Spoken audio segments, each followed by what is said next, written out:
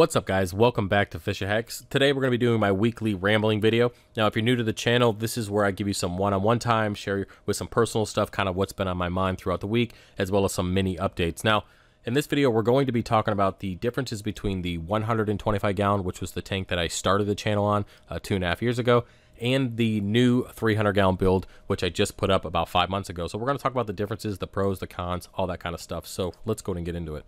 All right, so where to start? I guess we can go ahead and talk about the quality of the two builds and the differences they have regarding that.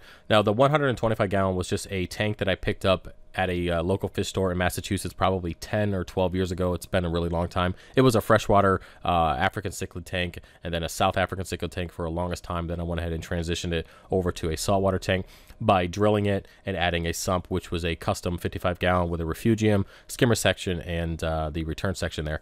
Now, during that whole life of the tank, which was about 1.5 years until I actually took it completely down, and you guys can see the before and after growth in such a short period of time, and to think that I started fragging that tank only 6 months in just to make money for salt, which really kind of built everything that I have now, and to think all the things that I actually did to that tank in such a short period of time for the sake of the channel. I mean, adding the refrigerator, having it automatically dose foods from the refrigerator into the return pump, adding a display refugium as well as a frag tank, a biopellet reactor, testing a KZ coral program, as well as the Red Sea coral program, or color program, better yet. And just crazy the amount of stuff that I did on that tank and how successful it was. Now, I will talk about the differences in coral between the 125 gallon and the 300 in a little bit, but I really think that that has a big play on where my 300 is sitting now opposed to what the 125 was. All right, now moving over to the 300, and the first thing I want to mention here is this is my dream build. This has everything that I've ever wanted in a reef tank, and that's why I kind of went above and beyond, and I'm still not done with it. I still have to add at least 4 to 6 more XR15s for this lighting setup here. I still have to add them, and I could at pretty much any time, but I kind of just don't feel like spending any more money on this tank. The sheer amount of money that I have into it so far, the thought of adding another $1,500 to $1,800 worth of lighting just kind of hurts my head. And I'll probably wait until after Reefapalooza in June, and then I'll go ahead and add the rest of the lighting so we can really get the growth going on in this tank. So if you guys are not aware of this, the tank and stand are sponsored by CustomAquariums.com, and the sump, calcium reactor, and ATO container are sponsored by Geo's Reef. Now, coming together with these two companies to build this tank was amazing. I just kind of talked to them back and forth, figuring out the dimensions of the stand, particularly just to make sure that the sump was going to fit perfectly, being the 96 inches wide by, I believe it was 22 inches inside the tank stand there, because we had to take in consideration for the piping and all that stuff for the stand. And everything just worked out great. I pretty much got everything between the tank and the stand and the sump and all that stuff. They were delivered within a month of each other, and it just worked out great putting this system together. Now, I will say the most stressful part about the build is kind of the sheer amount of money that I've invested into it, and the whole, like, well, what if I did something wrong, or what if I miscalculated a measurement or something and it just didn't work out. It was pretty nerve-wracking until everything showed up and I could finally start putting it together. And even then it was pretty stressful, because you get one shot, and if you mess it up, then you got to cut the piping, and you have to add a coupling, or something just doesn't work out, and the tank doesn't look the way it should. So a lot of time, stress, and planning went into this build, and it finally came together, and now we're 5 months in, and we're going to go ahead and move on and talk about some of the differences between the 125 and the 300 when it comes to the internal components and some of the things that I've noticed with the livestock. Now, when it comes to the internal components of both systems, I do have some similarities. Like, for example, the return pump is the exact same return pump. The DCS 12,000, it is a newer one, but it is the exact same pump through Jabo. And then when it comes to power heads, I was using the WP40s and the PP8s in the 125. And here for the 300, I'm using WP60s, 4 of them for that tank. And I might be adding some more flow later on. But yeah, so those are pretty much the only two similarities that I have on the entire systems. Everything else is completely different. Lighting-wise, on the 125, I used T5s with SP Reef lights and Aquamars shipbox lights. I went ahead and used those, and of course, I grew a ton of coral. And now here for the 300, I'm using T5s. I'm using 8 T5 bulbs, 4 Blue Plus, 4 Actinic, and then right now I have 4 XR15s, and I will be adding 4 or 5 or 4 to 6 more on that setup once I kind of get through Reefapalooza. All right, now that we're on the topic of lighting, let me just go ahead and give you the differences in PAR between both tanks. Now, if you guys remember, I did the PAR readings on the 125, and I was up at like 700-800 PAR at the top of some of those bird's nest colonies, and I was rocking a ton of light in that tank, which, the tank grew really fast. It did well, and I guess it worked out great for that tank. Now, I don't know if I'm actually going to go that high on the 300. I guess we'll see what kind of par I can get with the 6 other XR15s on there. But right now I'm running about 350 down to 250 for the majority of the rock structures. And to think that's just T5 bulbs with 1 XR15, and I'm growing Acropora throughout the all 4 rock structures. So it's pretty cool. And I'm really interested to see what it will be like with the more lighting on there. And yeah, that's kind of where I'm at on par. It's basically the exact opposite what I was rolling on the 125. And I guess the only reason why I don't have a ton of par over this tank is because I can't go any higher with what I currently have for my light setup. I guess at some point I might try to approach around the 400, 450 range, because that's kind of where that's kind of like my happy medium between being too high and being too low. And yeah, so it's kind of a personal preference on that, and we'll kind of see what happens once we get the new lighting. Now, speaking of Acropora, let's go and talk about the differences in coral between the two tanks. The 125 was primarily Montipora, Cabs, Digitatas, Stylophora with the green bird's nest, the purple cat's paw, the green cat's paw, all that kind of stuff. Very easy, fast-growing corals. And to think that I only have a very small frag of the Stylophora in this tank, and it's growing bigger and better than any other frag that I have in the tank. So it just goes to show that those types of corals grow really fast. And if you're looking to fill out a tank very quickly, Acropora might not be the way you want to go. The Stylophoras and Montiporas, that kind of stuff, they grow extremely fast. And that's what I had the entire tank full of, so that's why it kind of grew like it did. Now, I did have a Montipora rock on the right-hand side of that tank for the last few months that it was up. And the Acropora grew great. They grew big enough to frag out and make some money on it down the road, but it definitely would have took several more months for them to get nearly as big as the rest of the tank. All right, moving over to the 300, you guys have probably noticed that it's pretty much all Acropora, and that is the direction I really wanted to go.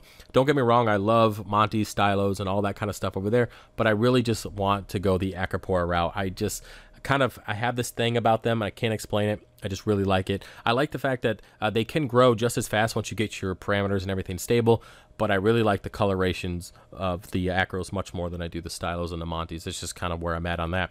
And yeah, so I still have Bird's Nest in here. I still have Cat's Paw in here and a green, purple, and red Monty Caps, but they're in particular areas that allow them to grow out, and they won't kind of take over like they did in the other tank. They'll still look nice, but they're not going to just start crushing Acropora once they grow and all that kind of stuff like they did in the old tank.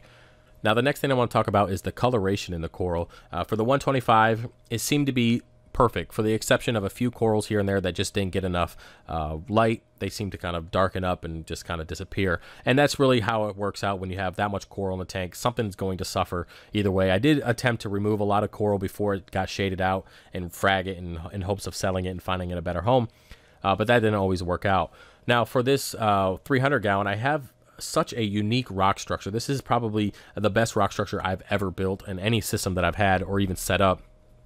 The amount of time it took and planning it took to actually get this rock to look the way it is and to balance perfectly. And what's really cool about it is when I go to aquascape, it's because it is such a big tank, I can twist the rock any way I want, aquascape it, and then twist it back the way it originally was. And that really makes it easier for aquascaping, so I'm glad I can do that. But it is kind of sad that I have to use a grabber to get anything off the bottom of the tank, or if I want to put a frag towards the bottom of a rock structure, I got to use the grabber. But anyways, back to, see, that's what happens. I start going off in a tangent. This is why I should probably make an outline so I can keep organized. But anyways, the coloration of the two tanks, the 125 was good to go. There wasn't really anything. I did like the Red Sea color program, and I really, really wish I could use it on the 300. But because I use a calcium reactor on the 300, I can't use, there's not a formula with the calcium reactor to allow you to use the Red Sea color program. So I'd just be dosing and guessing, and I mentally can't function that way. I can't just throw something in the tank and hope that it's the right amount.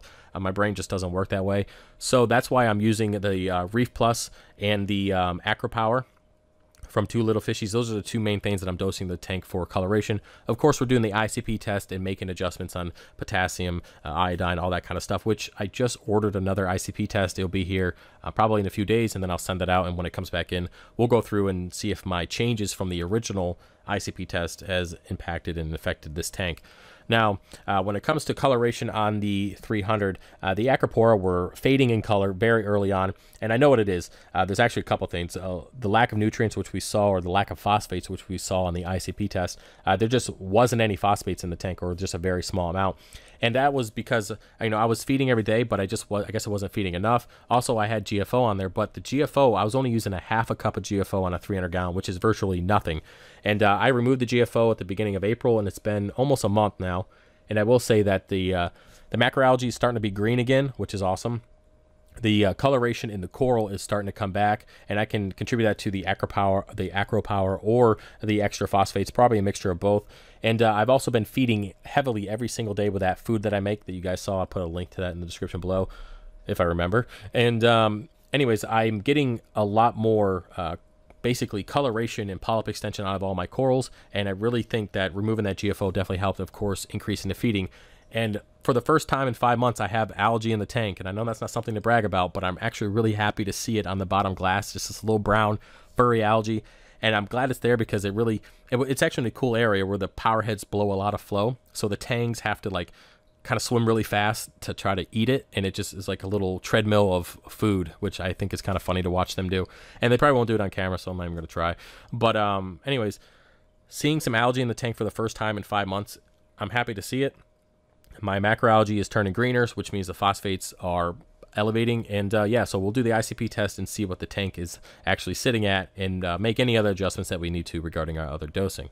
Now, I do want to mention why I think I have the lack of nutrients in this tank. Not only is it just a new tank with new rock, all that kind of stuff that's been cured and all that good stuff, but the skimmer itself is overpowered. Without a doubt, this Nios Quantum 300, not only is it rated for a 500 to a 1,000 gallon tank, and I'm only sitting at 380 gallons, so I am way over skimming this tank. And I could tell that it was the skimmer because when I used to have that skimmer on my frag tank, the frag tank was doing great up until the point that I removed that skimmer, replaced it with a Curve 7, and then that's when it started going downhill. I was like, oh, okay. So I kind of put two and two together between what I'm dealing with now, as well as what I was dealing with the frag tank, and it's definitely the skimmer is just overpowering. And yeah, so with that being said, I actually decided to pass on the skimmer swabby just to allow the skimmer neck to get a little bit dirtier throughout the week. And I only change the cup every Sunday, and it's usually an entire cup, or if not three, you know, at least a minimum of 3/4 of a cup full of dark skimmate. So it's definitely doing its job. And when I do any kind of dosing with this tank, I turn off the skimmer for at least 6 hours because I know it's just going to suck everything out of the water. All right, so the last thing I want to cover here is the stocking differences between the two tanks. Now, the 125, of course, had Reggie the snowflake eel. He was much smaller than he is now. He's around 3 foot now. He's a pretty big boy, and he's definitely became a lot more aggressive since he got into this tank, and we'll talk about that in another video. But anyways, so I had about 15 tangs at one point in that 125. They were small tangs, so tang, please get off my nuts. It's not a big deal. They were doing great. They were really happy, and I had virtually no aggression in that tank. And a lot of people keep asking me, what do I do to cut down on the tang aggression, or how do I deal with it? And I really believe it has to do with your aquascape more than anything. When you have a place or an aquascape where they can hide behind, through, and under the rock and kind of get away from other fish, it really helps with that aggression. Now, with the 125, I had pretty much the same type of aquascape. There was nothing touching the walls, just the bottom glass in that tank. But for the 300, it's much more, I guess I would say different. It's many more places for them to hide, and there's virtually no aggression. I know when I added the yellow tang a few weeks ago, or was it 2 weeks ago? I don't know. He was in there for the first couple days. There was a little bit of, you know, tail slapping between him and Zay the sailfin, but they got over it within a couple days, and now they're best buds. Every once in a while they have a pissing match, but it's virtually nothing. Now, my plan, or my grand plan for this blue, powder blue tang that I'm picking up from Scott, because of his history of killing other fish and beating up other tangs and being very aggressive, that's why I purchased the flame fin and the Scopus tang, so I can go ahead and add all three of them at the same time. Hopefully the aggression will be spread out. He'll be much happier in a 300-gallon tank, and he won't feel like he needs to bully any other fish. I'll give him some time. I will kind of reset his clock saying, hey, you get a clean slate with me. Even though I know you killed your other tank mates, I'm basically going to give you a clean slate, and hopefully you'll make good decisions while you're in this tank, because if you don't, you're not going to be in the tank. That's pretty much what my thought process is on that. And that's how my thought process is on any fish that I add to the tank. You're going to be a model citizen, or you're going to be removed one way or another. It's kind of how it works out. I don't want to jeopardize an entire tank full of fish just because I like one because he's pretty. That's just not going to work out. So either way, guys, time flies. We're about 15 minutes in. Time flies when I'm rambling, I suppose. If you like this video, go ahead and give it a thumbs up. Don't forget to subscribe. If you want to support this channel, check out FishOfHex.com for coral sales.